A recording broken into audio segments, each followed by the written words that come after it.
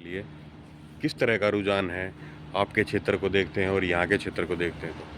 देखिए, रुझान तो बहुत साफ नज़र आ रहा है कि लेकिन मेरा जो मकसद है वो वोट की अपील के साथ ही साथ जो ओबीसी वर्ग जो है और ओबीसी वर्ग में भी अति पिछड़ा वर्ग उसको संगठित करने का है।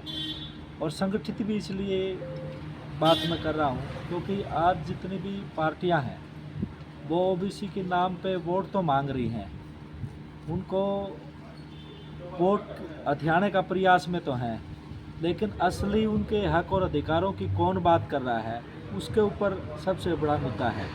तो आपको क्या लगता है कि कांग्रेस पार्टी इन मुद्दों को लेकर के चलेगी या बीजेपी?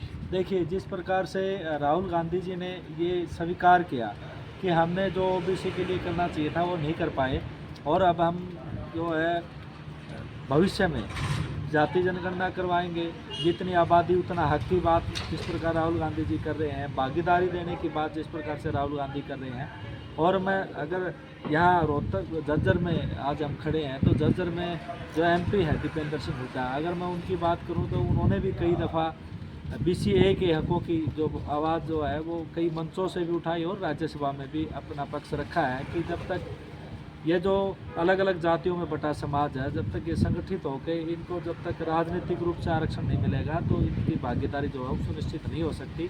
पिछले दौर में आपने देखा कि भारतीय जनता पार्टी महिलाओं के लिए आरक्षण लेके आई, उस वक्त भी दीपेंद्र जी ने ये बात कही थी कि महिला आरक्षण में भी ओबीसी का कोटा होना चाहिए, महिला आरक्षण में। उसी प्रकार एससी का भी कोटा होना चाहिए, क्योंकि अब उन्होंने महिला आरक्षण तो कर दिया लेकिन जब कोटे में कोटा नहीं होगा तो फिर जो है वो होगा। और दूसरी बात मैं ये कर रहा हूँ कि एक तरफ वो ताकते हैं जो संविधान बदलने की बात कर रहे हैं, जो आरक्षण हटाने की बात कर रहे हैं। मैं तो सिर्फ अति पिछड़ा वर्ग के लोगों से, खासकर जो बेहतर जातीय समाज है, जो छोटी छोटी जातियों में जनसंख्या के हिसाब से बटा हुआ है, उनसे संगठित होने की अपील करता हूँ। और उनसे एक अपील ये भी करता हूँ कि कौन वो लोग हैं जो आपके हकों के लिए, अधिकारों के लिए लड़ाई लड़ रहे हैं, और कौन वो लोग हैं जो आपके आरक्षण को छीनना चाहते हैं, जो आपके हक अधिकारों के ऊपर जो है वो डाका डालना चाहते हैं। क्योंकि पिछली दफ़ा देखा आपने कि जो क्रीमी लेयर लगाई गई हरियाणा प्रदेश में, पूरे देश में जो क्रीमी लेयर की सीमा है वो 8 लाख रुपए है, जिसमें कृषि आय और नौकरी की आय नहीं जुड़ती। और ये इंदिरा साहनी फैसले के अनुसार है। लेकिन हरियाणा प्रदेश में पहले मनोहर लाल खट्टर ने 2 स्लैब प्रणाली बनाई, एक 3 लाख एक और 6 लाख। उस केस को लेके हम सुप्रीम कोर्ट में गए तो सुप्रीम कोर्ट ने ये आदेश दिया कि आप ऐसा नहीं कर सकते, इंदिरा साहनी फैसले के अनुसार आप मतलब जो आरक्षण मिला हुआ है उसमें कोटे में कोटा नहीं बना सकते। तो फिर जब हम ये मतलब जो है वो सुप्रीम कोर्ट की अवमानना होगी। लेकिन खट्टर सरकार जो है वो फिर भी बाज नहीं आई, उन्होंने फिर जो 2 स्लैब प्रणाली थी उसको 1 कर दिया और वो 6 लाख कर दी। और 6 लाख करने का मतलब ये हुआ कि कृषि की आय और नौकरी की आय उसमें जोड़ दी गई है, जिससे आज एक चपरासी का बच्चा भी ओबीसी के जो है वो सर्टिफिकेट नहीं बनवा पाता। कांग्रेस पार्टी से जुड़े हुए हैं आप, दिग्गज नेता हैं भूपेंद्र सिंह हुड्डा, उनसे कभी आपने इस तरह की बात रखी है? कभी इस तरह का प्रस्ताव उनके सामने रखा? बिल्कुल रखा है हमने। जाति जनगणना की बात थी पीछे, जब विपक्ष आपके समक्ष कार्यक्रम चौधरी भूपेंद्र सिंह हुड्डा जी चला रहे थे तो उन्होंने सबसे पहले हमने जाति जनगणना की बात की तो उन्होंने बाकायदा अपनी जनसभाओं में ये बात कही थी कि हम जब सरकार में आएंगे तो जाति जनगणना करवाएंगे। और जो क्रीमी लेयर की जो बात थी, क्रीमी लेयर की 8 लाख जो केंद्र सरकार की है उसको भी बल्कि 8 की बजाय 10 लाख करेंगे। और जो कृषि आय और नौकरी की आय जो जोड़ी गई है उसको भी हम जो है केंद्र सरकार की तरह ही हरियाणा में करेंगे। दीपेंद्र हुड्डा भी यहाँ पर अच्छे नेता बताए जाते हैं,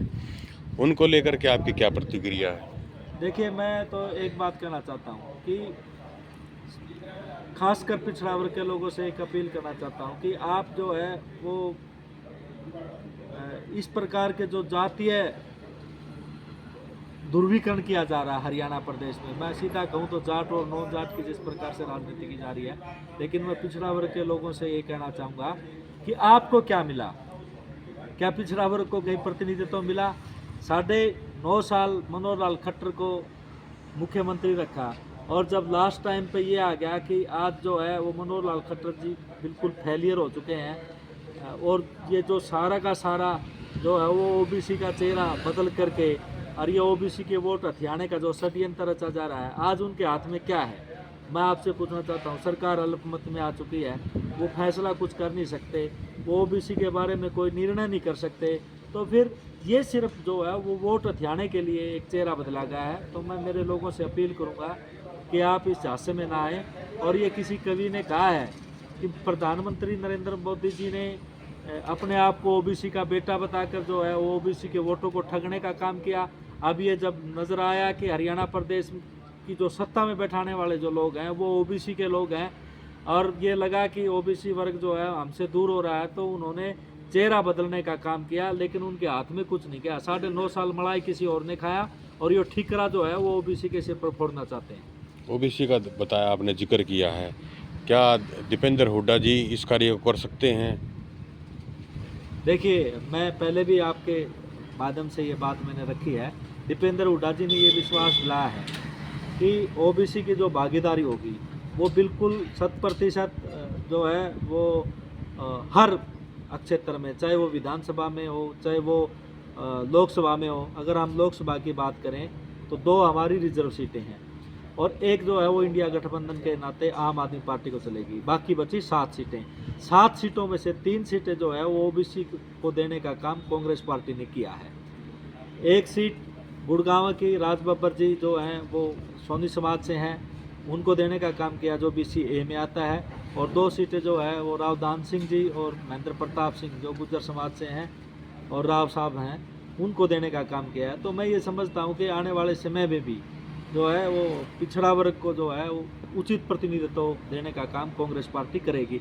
और मैं ये भी कहता हूँ कि देखिए, ये बिल्कुल मैं आपके माध्यम से स्पष्ट कर देना चाहता हूँ कि जब जब भी पिछड़ा वर्ग जो है वो कांग्रेस से दूर हुआ है तो कांग्रेस जो है वो सत्ता से दूर चली गई।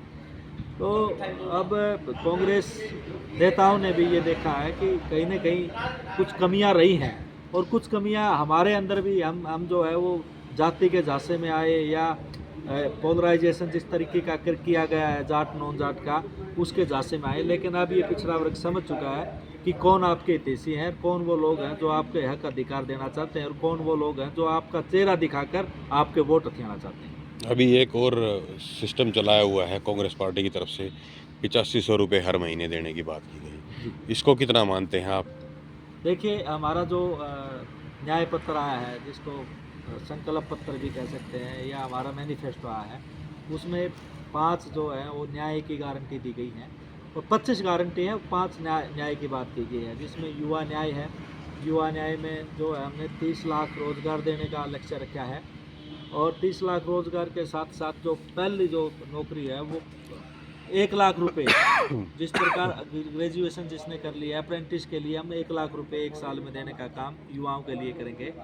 नारी न्याय है, नारी न्याय के लिए हमने जो गरीब परिवार की महिलाओं का जिसका गरीबी रेखा में है, उनको 1 लाख रुपए जो है 8,500 रुपये पर महीना जो देने का काम करेंगे। और श्रमिक न्याय है, तो जिस प्रकार से मनरेगा में आज जो है वो 362 रुपये जो मिलता है, हमने ये फैसला किया पार्टी ने कि 400 रुपये केंद्र की तरफ से और 200 हरियाणा सरकार की तरफ से 600 रुपये जो मनरेगा की दिहाड़ी करने का काम जो है वो श्रमिक न्याय के रूप में किया जाएगा। और इसी प्रकार से जो जिस प्रकार से हम बात कर रहे थे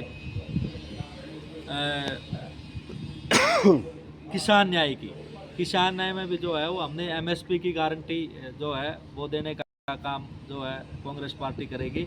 और उसके साथ ही साथ जो कर्ज मुक्ति का जो काम है वो कांग्रेस पार्टी देने का काम करेगी।